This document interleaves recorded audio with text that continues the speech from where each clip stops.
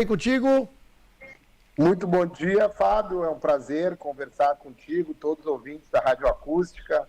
Realmente muito feliz e satisfeito com os resultados, né, com o reconhecimento da classe média com o nosso trabalho. Né? Olha, que eleição interessante, doutor Eduardo. Eu acabei acompanhando, inclusive, debates que vocês estavam fazendo junto ao Cimer, um debate que acabou provocando, eu acho que o maior número de votantes nessa eleição do Cremers, né?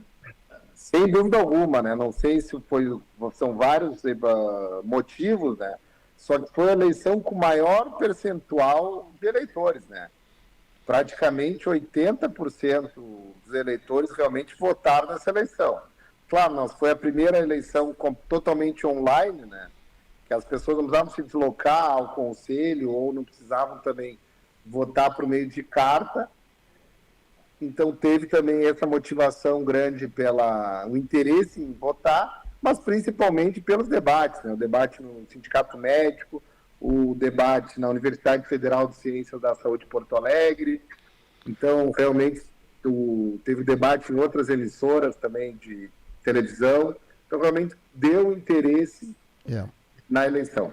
Sabe que eu acho que às vezes entidades, não só como o Cremers, mas outras entidades que têm mais de uma chapa disputando, acaba provocando a participação dos profissionais daquele interesse, né?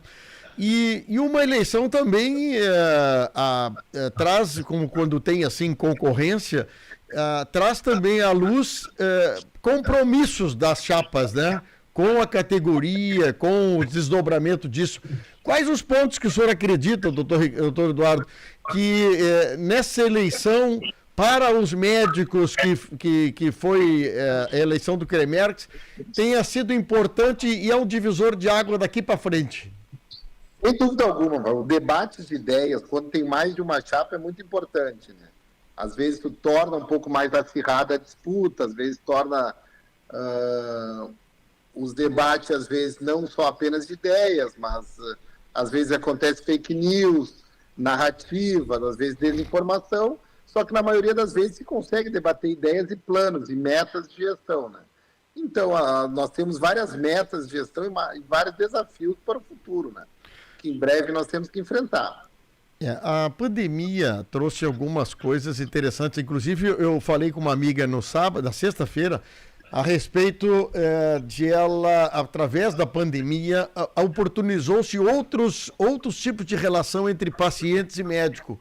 Um desses foi as consultas, que podem, em alguns momentos, serem consultas feitas pela internet, ou seja, consultas que tu visita o médico, faz a consulta de forma interativa, mas pelo vídeo.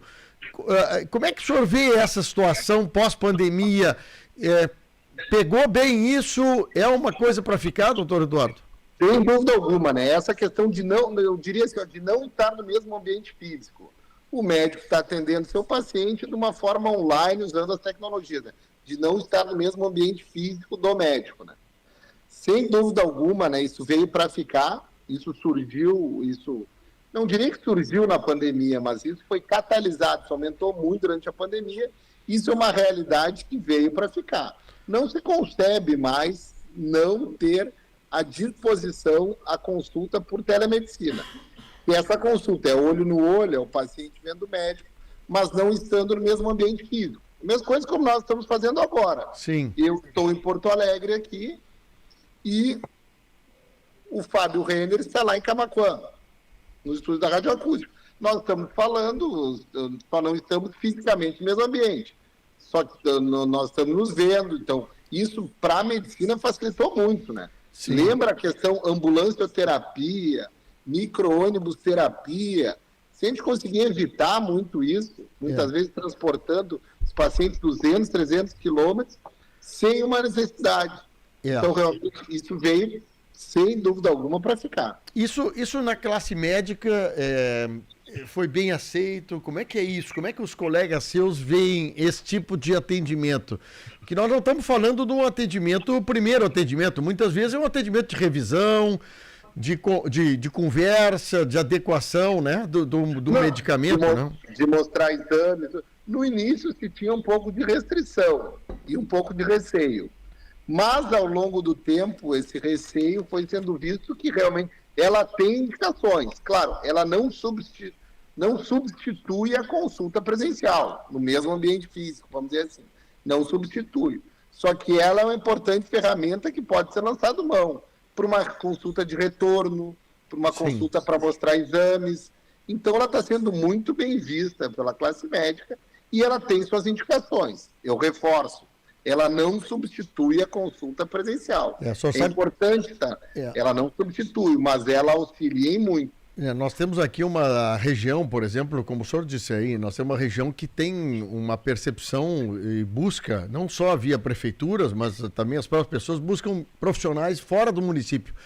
E um deslocamento de 120, 150 quilômetros, custo da passagem, custo da alimentação, ida e vinda, perde-se um dia e às vezes num detalhe como é uma reconsulta, isso acaba sendo uma vitória para o paciente e para o médico de não precisar estar presencialmente. Uma delas que é o receituário digital, que eu achei isso super interessante, foi uma iniciativa na época que o senhor estava presidente do CREMERS, né?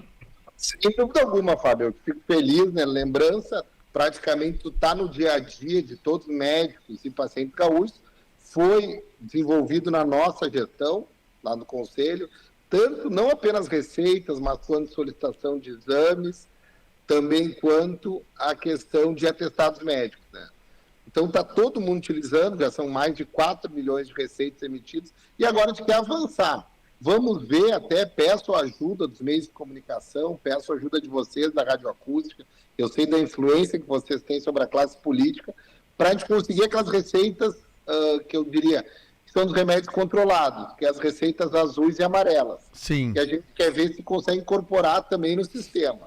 Para às vezes o camarada que tem uma dor crônica, o camarada lá que tem uma neoplasia, que faz uso crônico de morfina, o camarada que precisa um remédio lá para sua depressão, para sua ansiedade, que consiga ser prescrito também de forma online. Vai facilitar a vida de todos. Né? Hoje, então, atualmente, esse tipo de receita não é liberado.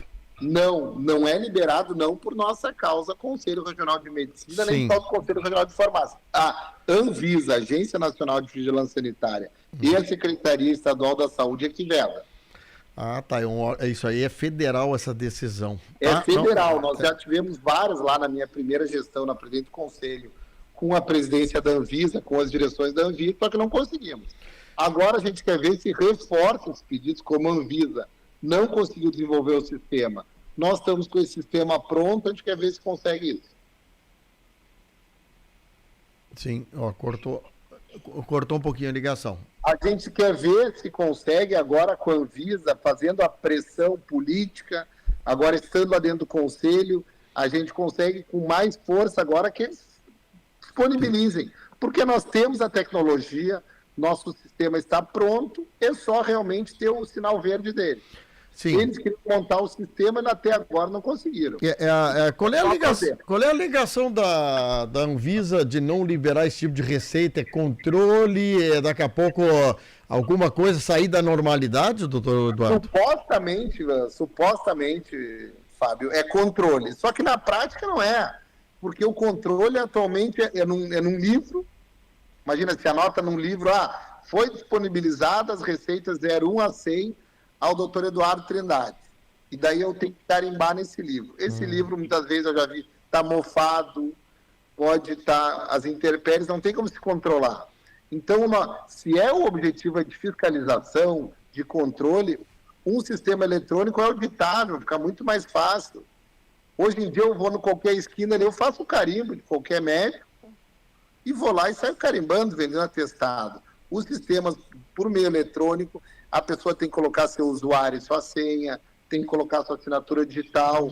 Então, realmente vai facilitar, não tem lógica. Eu vou te respondendo a tua pergunta, não tem justificativa. O médico, por exemplo, tem que ter uma assinatura digital para, por exemplo, fazer uma receita normal hoje? Tem? Atualmente tem que ter uma assinatura digital. O Conselho Federal de Medicina já disponibiliza, é muito simples. Os médicos agora busquem o Conselho Regional de Medicina, marquem para fazer a sua assinatura digital que é disponibilizada de forma gratuita e restrita a todos os médicos registrados no Conselho. Que coisa boa isso aí. Bom, uma eleição como essa, como o senhor falou, também gera desgastes em algumas coisas que se diz durante a eleição. O que se pode tirar assim de proveito nesse assunto, doutor Eduardo? Na questão, por exemplo, eu estou olhando lá do paciente, tá? A questão do paciente com relação a planos de saúde, a hospitais, custos hospitalares, principalmente em planos quando nós estamos falando de SUS, IP, que é o caso do Rio Grande do Sul, que tem uma demanda gigante, hein? Isso é uma questão, assim, ó, primeiro, os convênios estão pagando honorários realmente aviltantes aos médicos. Com os valores pagos pelo IP, o médico não consegue manter um consultório, não mantém um consultório aberto. Não consegue pagar a sua secretária, não consegue pagar a sua internet, a sua luz. Então, realmente, tem que haver uma melhora na remuneração do Instituto de Previdência do Estado. Isso para ontem, porque senão realmente inviabiliza. Hoje em dia, em alguns hospitais de Porto Alegre, eu pago mais de estacionamento do que eu sou remunerado pelo procedimento cirúrgico realizado no paciente IP. Olha, isso agora tu disseste uma verdade.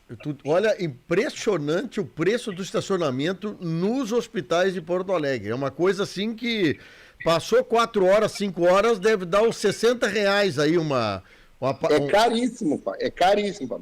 Só que, não, então, muitas vezes, o pagamento que o médico recebe de honorários, o cara tem custo para trabalhar. Então, realmente, o IP tem que melhorar em relação a isso. São quase 1 milhão de gaúchos atendidos pelo IP e tem que melhorar.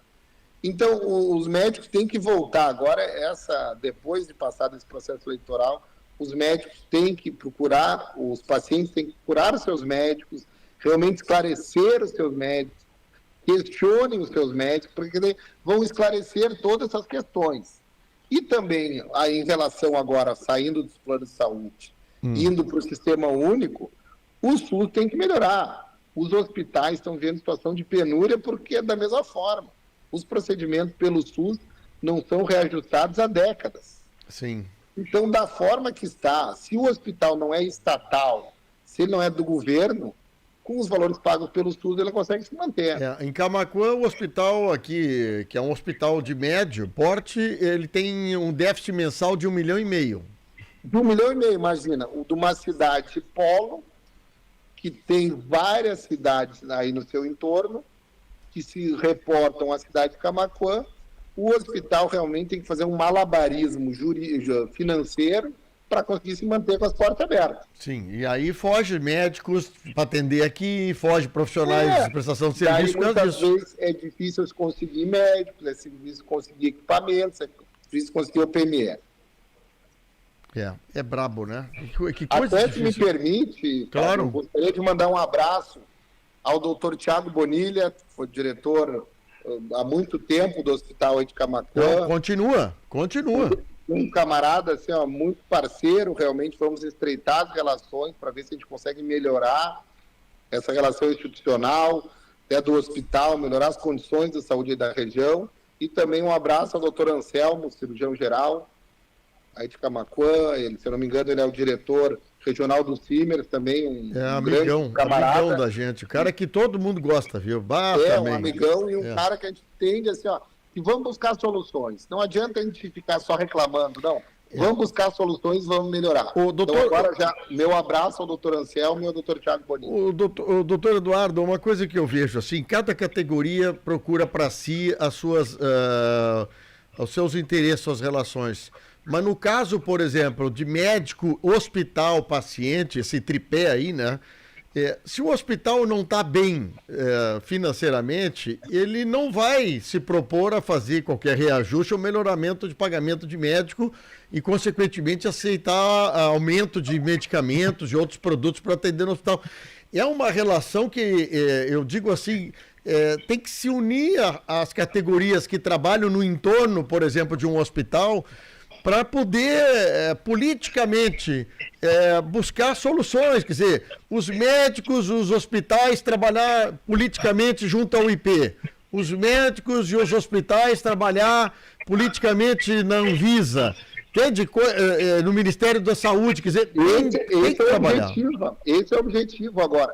Nós somos muito claros, nós não temos veiculação político-partidária ou ideologia político-partidária, mas nós temos que ter uma grande força política. Nós temos que fazer essa pressão política para conseguir isso. Realmente, quando os hospitais não conseguem pagar sua folha de pagamento, não conseguem remunerar de forma digna, muitas vezes tu marca uma cirurgia, não tem o material adequado. Então isso tem que melhorar muito. Não é fácil. Olha, eu acompanhei o trabalho de vocês aí na eleição, eu sei que para vocês são grupos diferenciados, diferentes, né? Mas eu vejo que uma eleição ela é super positiva para essa explicitação e o interesse da melhora da categoria da classe. Inclusive ter a cobrança, agora tem que cobrar, agora nos demandem, eu peço até aos médicos, agora nós temos canais de comunicação aí com médicos de Camaquã, eu quero que nos cobrem. Sim. Nós temos que ter demandas regionais. Qual é a demanda de Camaquã e região? Qual é a demanda da Costa Doce em relação a isso? Isso que nós queremos canal aberto. Por quê? Quem está junto sofrendo com o paciente lá na ponta, quando falta material? É o médico. E muitas vezes os gestores públicos colocam o médico contra o paciente. Ah, não, ninguém quer atender na emergência ali do hospital. Mas porque o cara não está ganhando. E daí, não, então tá, vamos pegar um médico agora cubano, sem formação nenhuma, que aceita trabalhar por miséria, que o camarada nem é médico. Nós não podemos aceitar isso. Então agora, uma forma cada vez mais forte, os médicos vão estar junto com seus pacientes, deixando claro isso e fazendo pressão política junto aos gestores, seja de plano de saúde, sempre quanto aos gestores públicos. Eu acho que cada categoria tem as suas metas e juntos tem a meta de atender melhor ao paciente que está na ponta e muito fragilmente. Uma grande reclamação que se tem, doutor Eduardo, aqui, inclusive semana passada teve um caso, é a questão do gerim, que cuida da relocação ou realocação de pacientes de hospitais para outros hospitais mais especializados. Isso também, o pessoal diz, mas meu familiar está no hospital tentando transferência para Porto Alegre ou para outro hospital, não consegue, parece uma caixa preta isso. Isso é um assunto que poderia ser discutido mais abertamente sobre isso, hein? Não, isso deve ser mais discutido, isso é uma das metas, dos planos da nossa campanha, é tornar isso mais claro, essa regulação que a gente chama. Regular, quando tem que transferir um paciente de Camaquã para Porto Alegre, quando tem que transferir um paciente de muitos Capões para Passo Fundo, para Vacaria, essa questão da regulação ser cada vez mais transparente e pública as informações. Tem que ser o paciente certo no local certo. Tem que ser muito claro, tem que ser mais transparente essa relação. Isso são os compromissos da nossa campanha e cobrar do poder público essa transparência na questão do gerente, que é o gerenciamento de internações ou gerenciamento de consultas, seja cada vez mais claro, por graus de complexidade, questão do tempo também. As pessoas têm que saber isso, até para tirar um pouco da angústia que gera, né?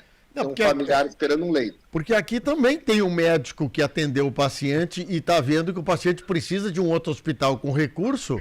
Também o médico fica constrangido de não, como se fosse incapacitado de prorrogar ou de fazer a transferência, né?